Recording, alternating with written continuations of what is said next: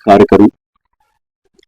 तो इसलिए इस समय ऐसे सक्षम और प्रोफेशनल फोर्स जो हमारी उत्तराखंड पुलिस की है उसका नेतृत्व करने का जो एक जिम्मेदारी दी गई है वो मैं बहुत गौरवान्वित महसूस कर रहा हूं। और जहां तक आपने प्राथमिकताओं की बात करी तो ट्रेडिशनल पुलिसिंग की बड़ी क्लियर प्रायोरिटीज रहती हैं।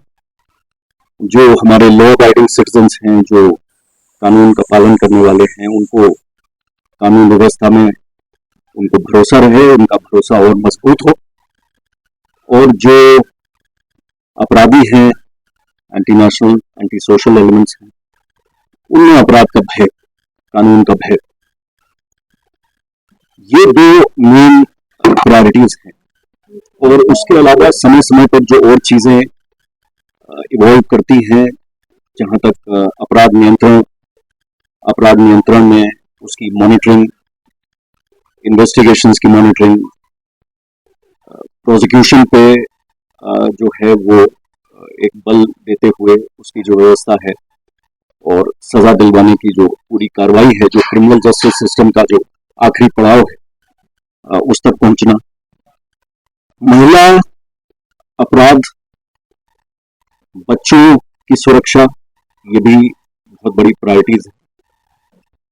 ड्रग्स फ्री उत्तराखंड, इस ओर जो मुहिम ऑलरेडी चल रही है उसको अन्य राज्यों से, सीमावर्ती राज्यों से समन्वय करके और जो केंद्रीय एजेंसीज हैं उनके साथ समन्वय करके उनको उस मुहिम को आगे बढ़ाना है। उस तरह के सिंडिकेट्स को पूरी तरह से जो है वो उनके पीछे कार्रवाई की जाएगी।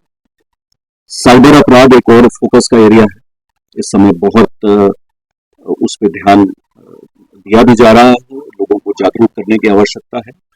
पर इसके जो एक पूरे नेटवर्क हैं, जो कनेक्शंस हैं, वो बहुत ऐसे हैं कि उसमें समन्वय जो हमारी केंद्रीय एजेंसीज हैं और जो अन्य संस्थाएं हैं उनके साथ पूरा इस पे उत्तराखंड पुलिस अपनी मुहिम जारी रखेगी जहां तक साइबर अपराध का सवाल है। आपदा प्रबंधन एक हमारे लिए बहुत चुनौती है। हमारे राज्य की जो विषम भौगोलिक परिस्थितियां हैं, तो आपदा प्रबंधन अपने आप में एक बहुत मजबूत होना चाहिए।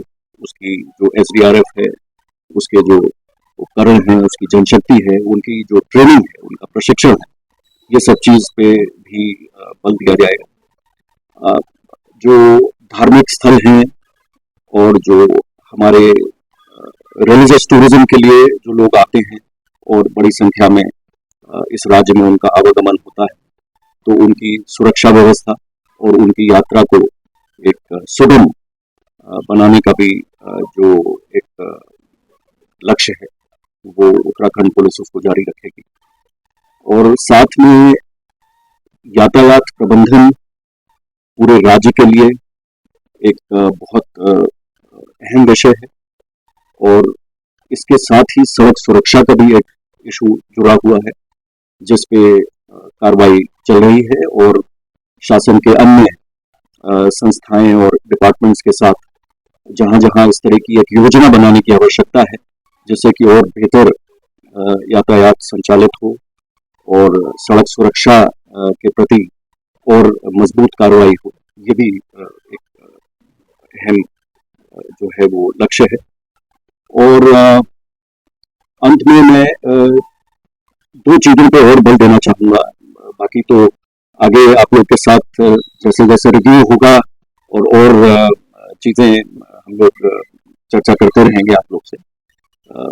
एक जो हमारा राज्य है उसकी अंतर्राष्ट्रीय और राष्ट्रीय जो सीमाएं हैं उन पर बहुत अधिक नजर और निगरानी और उन सीमाओं को बहुत मजबूती से, तो चाहे वो हमारी अंतर्राज्यीय सीमाएं हो, अंतर्राष्ट्रीय सीमा हो, इन सब पे बहुत फोकस और जो सीमावर्ती राज्य हैं, सीमावर्ती जनपद हैं, उनके साथ एक बेहतर समन्वय।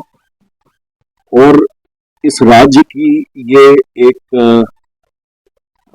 सौभाग्य है कि इस राज्य से बहुत अधिक संख्या में जो एक्स सर्विसमैन यहाँ पे सेटल्ड हैं, बहुत सारे लोग आर्मी में, नेवी, एयरफोर्स, पैरामिलिट्री बलों में उत्तराखंड राज्य से सर्व कर रहे हैं दूर दराज एरिया में, बॉर्डर्स पे। तो कई सर्विंग पर्सनल हैं और बहुत सारे लोग रिटायरमेंट के बाद एक्स सर्विसमैन यहाँ सेटल हैं। तो एक उत्तराखंड पुलिस का ये भी एक ध्येय रहेगा कि इनके संबंधित जो भी इनकी समस्याएं उनका निराकरण भी प्रायोरिटी पे किया जाए, क्योंकि दूर दराज बॉर्डर पे जो सैनिक है उसके लिए यहाँ का शासन प्रशासन ही है जो उनके परिवारों का जिम्मेदारी उठाए, जिससे कि वो देश की सुरक्षा की अपनी जिम्मेदारी पूरी करें। तो इसमें भी आम जन शिकायतों पे बहुत ध्यान से कार्रवाई के साथ साथ जो एक्स सर्विसमैन हैं या सर्विंग फोर्स पर्सनल हैं उनकी शिकायतों पर भी ध्यान देना किया जाए।